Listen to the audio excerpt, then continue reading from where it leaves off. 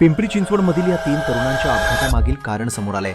तर पिंपरी चिंचवडमध्ये राहणारे 12 मित्र 26 फेब्रुवारीला लेह लडाखला गेले होते. ट्रिप दरम्यान 10 मार्चला बर्फवृष्टीमुळे ते कारगिलमध्ये अडकले. 5 दिवस बर्फात अडकले असता BSFने त्यांना सुखरूप बाहेर काढलं. त्यानंतर 3 मित्र आजारी पडले, ज्यामुळे ते विमानाने आठवड्यापूर्वीच घरी गेले. मग 18 मार्चला बाकी मित्र सकाळी 10:30 वाजता राजस्थानमधील दिल्ली मुंबई एक्सप्रेसवेवरून घरी येत असताना हा अपघात घडला आणि दुर्दैवानं या तिघांचा जागीच मृत्यू झाला. यात सर्वात पुढच्या फॉर्च्युनरचा स्पीड जास्त होता. त्याचवेळी कंट्रोल सुटला आणि गाडी डिव्हायडरला धडकली, जी डायरेक्ट 30 फूट खाली कोसळली असं सांगितलं जातंय. तर गाडीतील इतर काही जण गंभीर जखमी झाले. तर मागच्या 2 गाड्यांमधील मित्र सुरक्षित राहिले.